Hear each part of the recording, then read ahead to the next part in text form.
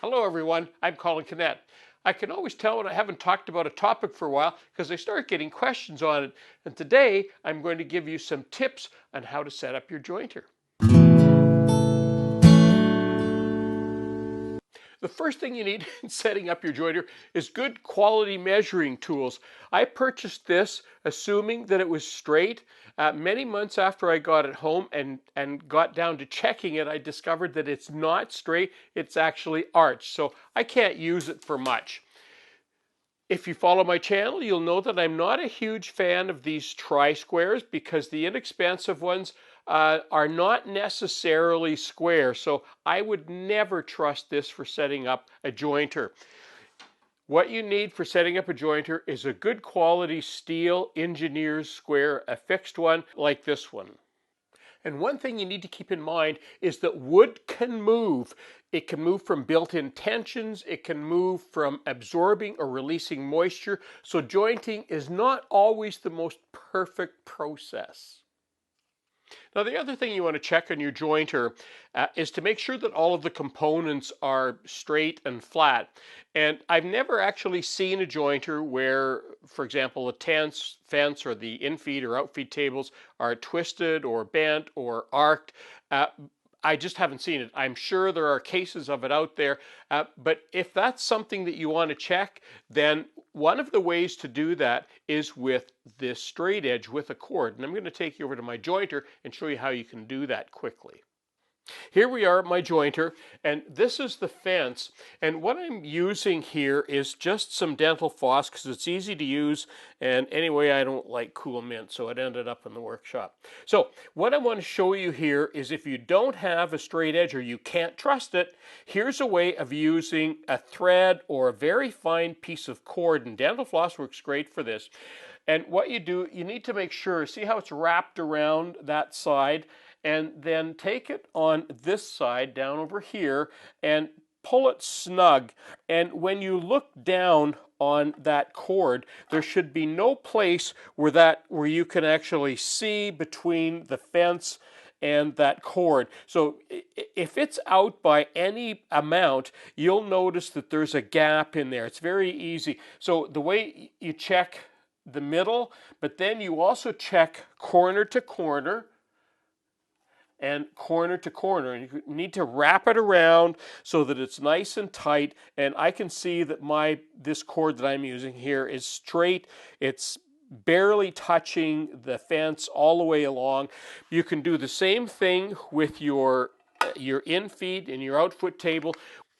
If you're following along on my channel, you'll know that I make these push blocks for myself. I make them for my router table or use them also on the jointer. These work really well. These are very important for getting good results on your jointer. Let me show you why. So here we are at my little jointer training tool, and of course there's the infeed and the outfeed, and the wood gets pushed this way and the jointer knives are spinning into the wood.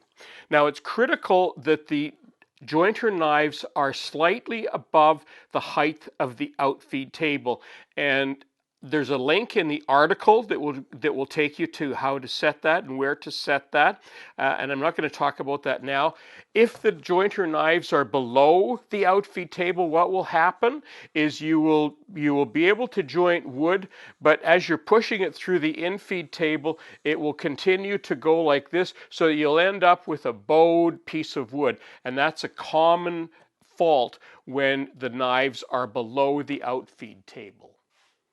Now, pushing wood through a jointer is quite critical, and of course the fence needs to be at 90 degrees, and that's why we need to have an excellent quality square for setting that up. Now, you may come into situations where the infeed and the outfeed are a little bit different, so it might be square here but not quite square here. What you need to do, and I'm showing you why right now, it's critical that the outfeed be the one that's 90 degrees. If the infeed is off by a thousandth, a couple thousandths of an inch, it doesn't matter.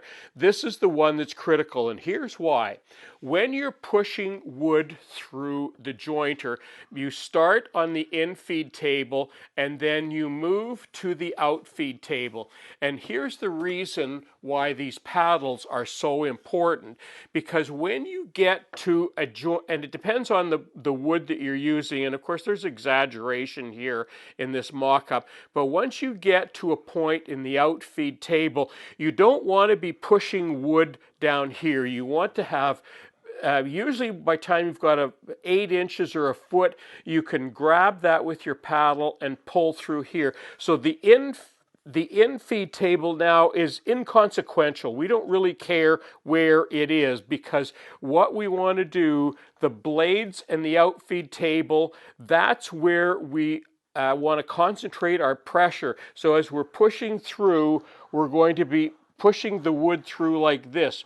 We don't want to stand in the middle of the jointer, and I'm just going to use my hands for this. We don't want to be standing in the middle of the jointer, pushing here and pushing here.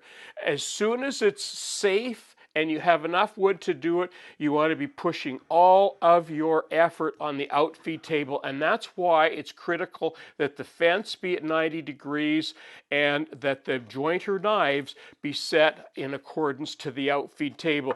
The infeed table on a jointer is just along for the ride. It's just to get you started, and once you get started, your outfeed table and your fence are the 2 critical items.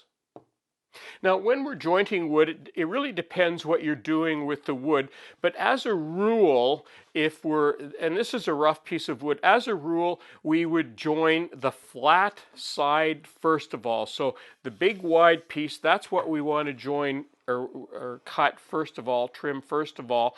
Then we do the edge, and I'm laying this against the fence, and I'm starting down here, and then as soon as I get a place where I can hold that with the paddles, I do the same thing. But now the fence is the fence and the outfeed table are what's making the difference, and all the way along, and that's what's going to give you that nice straight flat edge face, a nice straight flat edge, and the 90 degrees, and that's how we get good quality cuts on the jointer.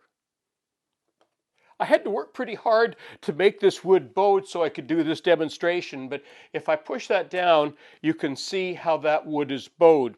Now here's something that happens even with boards that have a slight bow to them, and that's why pushing the wood through, like I've just told you, why this is so important. So what I see from time to time are people who have pieces of wood that are bowed, and they're pushing too hard on the wood, and because they want to keep it straight and flat going through the jointer. So what happens is they push it down like this, and as they're pushing it through and holding it down, pushing it hard, what happens is the jointer knives come along and they cut the very bottom. I don't know if I can show you, but they cut along all the bottom, all the way along, right to the very end, and right to the very end. So what do you get? You get a piece of wood that's now a 1/16 of an inch thinner, but it's cut it from end to end, so it still has the bow in it. And that's why putting it on the outfeed is so important, putting pressure on the outfeed, because what you want to do when you cut the wood to get rid of this bow, what you want to do is you want to take off, for example, on this side, you want to take off that on this side and this down here. You just want to take a little bit off on each end. So you start here and it will cut. Then it will miss the blades all the way along until you get to here. Then it'll start hitting the blades again and it'll take that off. Then when you make your second pass, it will cut a little above that, but guess what? It cuts a little bit further and it still misses the blades. But then when it gets down here, it's going to start cutting back down here again. So on your second pass, it's getting almost flat. And on your third pass, depending how deep the bow is, that's where you can get it flat. But the way to do that is once you start here, then you concentrate your pressure here. And look at, now you're not pushing down, you're not making this wood flat. It's the outfeed or the infeed table is just, again, it's along for the ride, and you're just pushing the wood here, and it will joint that jointer knife will cut where it needs to, as it needs to. So when you've got arced wood, and when you're cutting wood on the jointer, the arc wants to be like this. You never want to try and joint wood this way. You can't do it. So you always want the cup on the bottom, and that will give you, and that process will give you nice straight boards. That concludes my video for today. Just a few tips on using your jointer and setting up your jointer. And don't forget, in the description box, there's a link to my other video where I talked about details of setting up the jointer knives. That's important. And it's also in the article, so check both of those out. Oh, and if you haven't subscribed yet, I invite you to do that as well, because there's lots more of this coming. I'm Colin Canet for Woodwork Web. Thanks for watching.